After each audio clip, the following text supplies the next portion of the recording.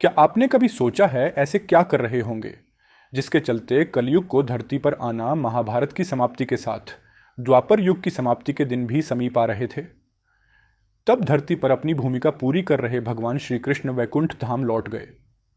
तब पांडवों का मन भी इतने रज्ज और हिंसा के बाद धरती पर नहीं लग रहा था और उन्होंने सब कुछ त्याग मोक्ष यात्रा पर जाने का निर्णय लिया। और धर्मराज युधिष्ठिर ने अपना पूरा राजपाट पर त्याग कर अर्जुन के पौत्र अभिमन्यु और उत्तरा के पौत्र परीक्षित को सौंप दिया, जिसमें उन्होंने परीक्षित को सर्व अधिकारों के साथ सम्राट घोषित कर दिया। और अन्य पांडवों और द्रौपदी सहित महाप्रयाण हेतु हिमालय की ओर निकल गए। अब धरती पर राजा परीक्षित का राज्य था, जो भगवान कृष्ण, माता लक्ष्मी, भीष्म और विदुर जैसे विद्वानों के अभाव में अच्छे से राजपाट चलाने का प्रयास कर रहे थे।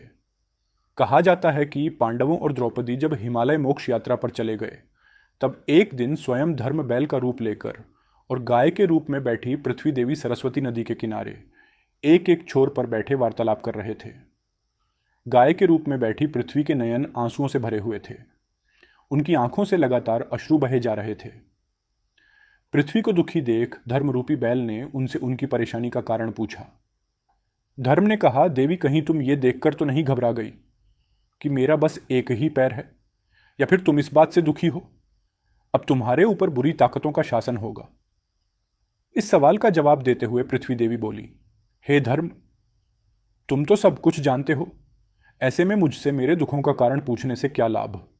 सत्य, मित्रता, त्याग, दया, शास्त्र, विचार, ज्ञान, वैराग्य, ऐश्वर्य, निभिकृता, कोमलता, धैर्य आदि के स्वामी भगवान श्री कृष्ण के अपने धाम चले जाने की वजह से कलयुग ने मुझ पर कब्जा कर लिया है। श्री कृष्ण के चरण कमल मुझ पर थे, जिसकी वजह से मैं खुद को सौभाग्यशाली मानती थी, परंतु अब ऐसा नहीं है। अब मेरा सौभाग्य समाप्त हो चुका है। धर्म और पृथ्वी आपस में बातें कर ही रहे थे। इतने में असुरूपी कलयुग वहां आ पहुंचा और धर्म और पृथ्वी रूपी गाय और बैल को मारने लगा। उसी समय राजा परीक्षित उसी मार्ग से गुजर रहे थे। जब उन्होंने अपनी आंखों से यह दृश्य देखा तो वह कलयुग पर बहुत क्रोधित हुए। राजा परीक्षित ने कलयुग से कहा, दुष्ट पापी तू कौन है और क्यों इस निरपराध गाय और बैल को मार रहा है? तू महाअपराधी है। तेरा अपराध क्षमा योग्य भी नहीं, इसलिए तेरी मौत निश्चित है। इतना कहते हुए राजा परीक्षित ने अपनी तलवार निकाली और कलयुग को मारने के लिए आगे। राजा परीक्षित का क्रोध देखकर कलयुग थर थर कांपने लगा। भयभीत कलयुग अपनी राजती वेशभूषा को उतारकर राजा परीक्षित के चरणों में गिर गया और क्षमा याचना करने लगा। राजा परीक्षित ने भी अपने चरण में आए कलयुग को अपने जीवन की भीख मांगता देख उसे मारना उचित नहीं समझा और उसे चेतावनी देते हुए कहा कि कलयुग, तू मेरी शरण में आ गया है, इसलिए मैं तुझे जीवन दान दे रहा हूं, किंतु अधर्म, पाप, झूठ, चोरी, कपट, दरिद्रता आदि अनेक द्रवों का मूल कारण केवल तू ही है। तू मेरे राज्य से अब भी निकल जा और फिर कभी लौटकर नहीं आना। कलयुग ने राजा परीक्षित की बात सुनकर चतुरता से कहा कि पूरी पृथ्वी पर आपका निवास है। पृथ्वी पर ऐसा कोई स्थान नहीं जहां आपका राज्य नहीं हो। ऐसे में मुझ जैसे तुझको पृथ्वी पर रहने के लिए आप स्थान प्रदान कीजिए। कलयुग के ये कहने पर राजा परीक्षित ने सोच विचार कर कहा, असत्य, मध्य, काम और क्रोध का निवास जहां भी होता है, इन 4 स्थानों पर तुम रह सकते हो। परंतु इस पर कलयुग बोला, हे राजन, ये 4 स्थान मेरे रहने के लिए अपर्याप्त है, मुझे अन्य जगह भी प्रदान कीजिए। कलयुग की ये मांग सुन राजा परीक्षित ने विचार कर कलयुग को रहने के लिए स्वर्ण के रूप में 5वां स्थान प्रदान किया। कलयुग इन स्थानों के मिल जाने पर प्रत्यक्ष रूप में तो वहां से चला गया, किंतु कुछ दूर जाने के बाद अदृश्य रूप में वापस आकर राजा परीक्षित के स्वर्ण मुकुट में निवास करने लगा। और फिर इसी तरह से कलयुग का आगमन धरती पर हुआ। मार्कंडेय पुराण में वर्णन मिलता है कि कलयुग के शासक मनमाने ढंग से जनता पर राज करेंगे, मनचाहे ढंग से उनसे लगान वसूल करेंगे। शासक अपने राज्य में धर्म की जगह डर और भय का प्रचार करेंगे। संख्या में पलायन शुरू हो जाएगा।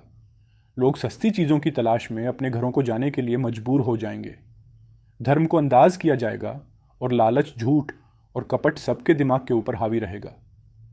लोग बिना किसी पश्चाताप के हत्यारा बनकर लोगों की हत्या भी करेंगे। संभोग ही जिंदगी की सबसे ज़रूरत बन जाएगी। लोग बहुत जल्दी कस्में खाएंगे और उसे भी देंगे। लोग मदिरा और अन्य नशीली चीज़ों की चपेट में आ जाएंगे। गुरुओं का सम्मान करने की परंपरा भी समाप्त हो जाएगी। ब्राह्मण ज्ञानी नहीं रहेंगे, क्षत्रियों का साहस हो जाएगा, और वैसे अपने व्यापार में ईमानदार नहीं रहेगा। जीवन में अनुभव कर रहे हर एक बुरी स्थिति के लिए कोसे जाने वाला ये कलयुग किन कारणों की वजह से मनुष्य के किए हर एक कुकृति के लिए जिम्मेदार ठहराया जाता है? इसके पीछे का क्या कारण है? किसकी वजह से, चाहे किसी व्यक्ति की आपसी द्वेष के कारण हत्या कर दी गई हो, किसी नाबालिग कन्या के साथ दुष्कर्म हुआ हो, अपने ही पुत्र ने माता पिता को घर से निकाल दिया हो, या धन के लोभ में पत्नी ने पति की हत्या कर दी हो, या धन प्राप्ति की लालसा मनुष्य को अपने ही प्रिय को मारने पर विवश करती है, और किसी भले पुरुष की गई भलाई उसी पर भारी जाए, तो ऐसे में उस दोषी से कलयुग को यह कहकर दोषी ठहराया जाता है कि ऐसा ना होना तो निश्चित था। कलयुग जो है, हर एक कुकृति के लिए कलयुग ही जिम्मेदार है। मित्रों, आपने शास्त्रों और पुराणों में युग चक्र के बारे में सुना ही होगा। एक युग लाखों वर्षों का होता है, जो एक चक्र के समान गतिवान है, जिसके फलस्वरूप प्रत्येक युग के समयकाल समाप्त होने के पश्चात एक निश्चित समय अंतराल के क्रमानुसार दूसरे युग का आरंभ होना निश्चित है। साथ ही आपको ये भी बता दें कि पौराणिक मान्यता के अनुसार सत्य युग लगभग 17,28,000 वर्ष, त्रेता युग 12,96,000 वर्ष, द्वापर युग 8,64,000 वर्ष और कलयुग 4,32,000 वर्ष का बताया गया है। कालगणना के अनुसार 4 युगों की अवधारणा में सत्य युग, द्वापर युग, त्रेता युग के बाद चौथा और सबसे अंतिम युग कलयुग ही है। कलयुग का अर्थ है कलयुग की आयु, अंधकार का युग। उपदुहक की उम्र या और पाखंड की उम्र होता है। कलयुग के इस अर्थ को आप संभवतः वर्तमान में चल रही भयावह स्थिति से पा रहे होंगे। वैसे अगर प्राचीन पुराणों को उठाकर देखा जाए तो उसमें इस संसार के अंत को लेकर कई बातें बताई गई हैं। गीता में भी भगवान विष्णु ने कलयुग के आरंभ होने और इस संसार के अंत के बारे में कई बातें बताई हैं। ऐसा बताया जाता है कि भगवान शिव ने विष्णु जी को इस संसार की जिम्मेदारी सौंपी थी और भगवान विष्णु ने ही गीता के कुछ भागों में कलयुग के आरंभ और अंत के बारे में बताया है, और जिसके अनुसार इस संसार के अंत के पीछे का कारण एक महिला को बताया है, और कलयुग के आरंभ में कुछ संकेत देते हुए कृतियों का वर्णन किया है जो आपको कलयुग के आरंभ का संकेत देता है। गीता में वर्णन के अनुसार जब एक स्त्री अपने श्रृंगार रूपी बाल काटने लगेगी, जिस दिन एक बेटा अपने पिता पर हाथ उठा देगा, जब चारों ओर असत्य का बोलबाला होगा और सत्य का कोई महत्व नहीं रह जाएगा, जब स्त्रियां अपने घर में ही सुरक्षित महसूस नहीं करेंगी, लोगों के अंदर से भय हो जाएगा और उनकी अकाल मृत्यु होना आरंभ हो जाएगी, जो कि बहुत कष्टदायी होगी। गीता में कथित भगवान विष्णु के अनुसार तब समझ ले कि कालरी कलयुग आपके दरवाजे पर है। आप भी ये सोच रहे होंगे कि ये सभी संकेत तो हमारी वर्तमान स्थिति को कहीं ना कहीं शब्दों के रूप में बयान कर रहे हैं। तो मित्रों, प्रतीक्षा कीजिए, इसका और भी विकाल रूप अभी आना बाकी है।